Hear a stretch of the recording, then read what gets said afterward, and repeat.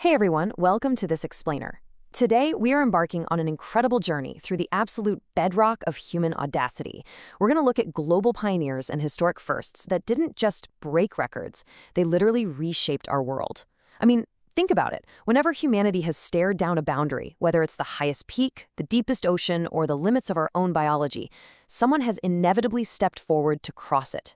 The source material we're looking at today is an absolute masterclass in that human drive. So get ready, because we're exploring the milestones that defined history right up to the wild frontiers of our modern age.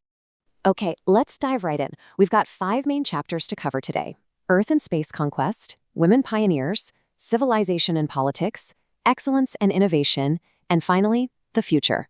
Let's go. You know, what's really fascinating here is how these firsts are structured. This isn't just a random list of trivia. It's a cohesive evolution of human drive. We're seeing a clear progression from raw physical exploration of the Earth to breaking massive social barriers, setting up complex societies, honoring pure intellect, and finally, navigating the absolute cutting edge of technological innovation. It's literally a roadmap of human ambition. All right, Chapter 1, Earth and Space Conquest. We're starting with physical extremes. Imagine for a second standing at the literal extremes of our planet. Here we have the legendary ascent of Mount Everest by India's Sherpa Tenzing and Sir Edmund Hillary of New Zealand. Now contrast that monumental vertical triumph with the grueling, freezing horizontal marches to the poles. Robert Peary of the USA reaching the North Pole, and Norway's Edmund Sen conquering the South Pole. Oh, and we can't forget Richard Bass, proving that age is totally just a number by becoming the oldest person to summit Everest. These were the absolute ultimate tests of human survival. And this brilliantly shows how our worldview was expanding way, way before modern technology. Just look at the sheer scale of these early physical connections. We go all the way back to Anaximander, creating the very first map of the Earth, which completely changed how we visualize our place in the universe. Then we've got Ferdinand Magellan leading the first massive circumnavigation of the globe by sea. We also see major cross-continental movements like Marco Polo becoming the first European to reach China, and Alexander the Great as the first European to invade India. Every single one of these journeys was a massive leap into the absolute unknown. Now, once we mapped the Earth, where did we look? Up, of course. Notice the breathtaking escalation of the space race here. In a shockingly short period, humanity went from Russia launching the very first artificial satellite into orbit to Major Yuri Gagarin becoming the first human in space. Then, Alexei Leonov took that terrifying first spacewalk.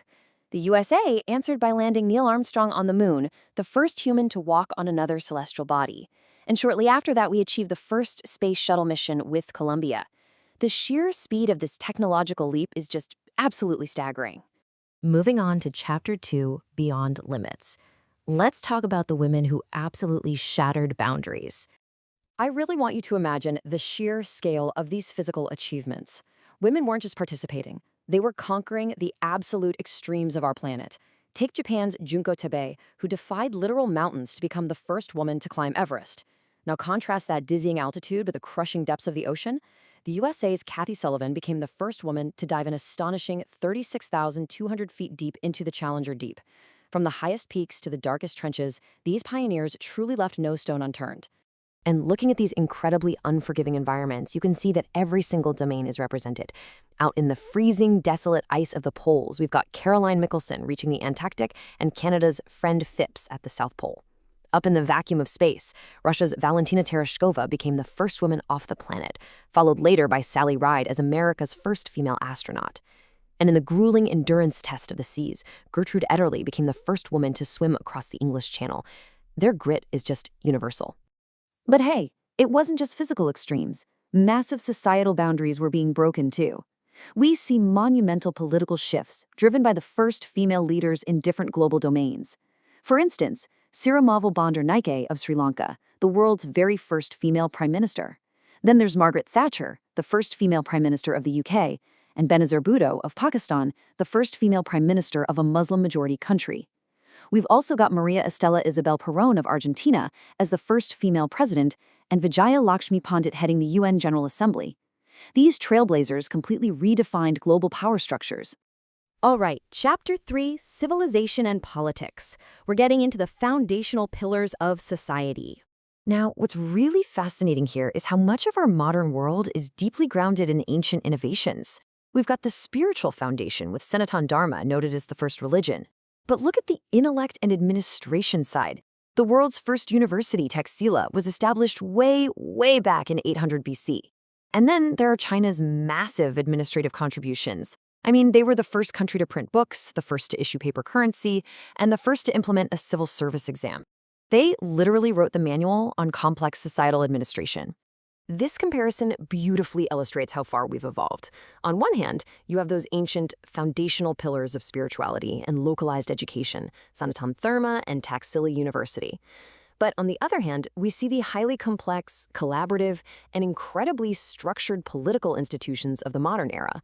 We've got Norway's Trygve Lie stepping up as the very first Secretary General of the United Nations, and the first summit of the non-aligned movement taking place in Belgrade. We went from organizing local societies to organizing the entire globe. And here are the critical political firsts that really structured the modern geopolitical landscape. We see the United States as the first country to draft a constitution, with George Washington as its first president. It also highlights Robert Walpole as Britain's first prime minister, and Dr. Sun Yat-sen as the first president of the Republic of China. Plus, Muhammad Ali Jinnah is recognized as the first governor-general of Pakistan. These aren't just historical fun facts, right? These are the precise moments the modern rules of global governance were written.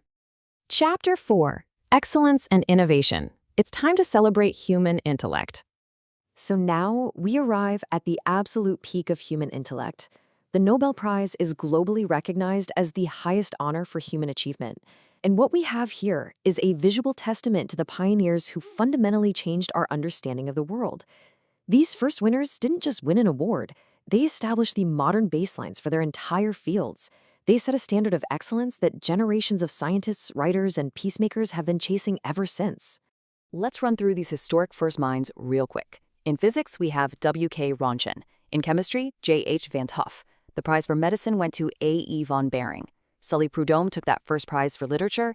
Now the absolutely crucial first Peace Prize was shared by Jean-Henri Dunant and Frederick Passy, which really laid the groundwork for global humanitarianism. And later on, the first economics prize went to Ragnar Frisch and Jan Tinbergen.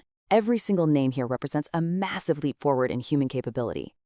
Actually, the diversity of administrative firsts across new societal norms is pretty surprising. We have Prussia taking the monumental step of making education compulsory for the first time.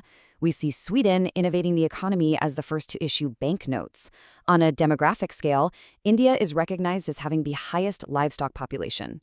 And on a deeply complex human rights level, the Netherlands is noted as the first country to grant the right to voluntary euthanasia.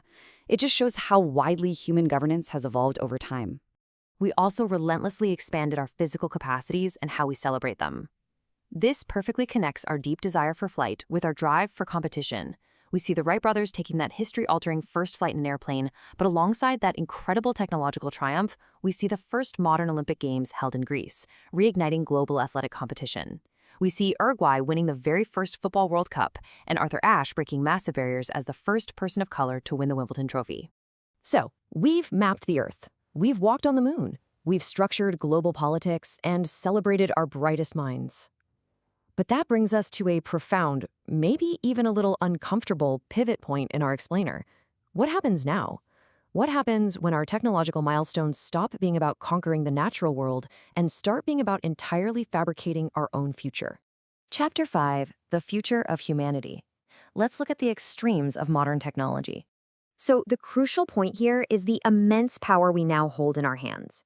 Look at the absolute extremes of our modern technological era. Think about the dark reality of atomic power.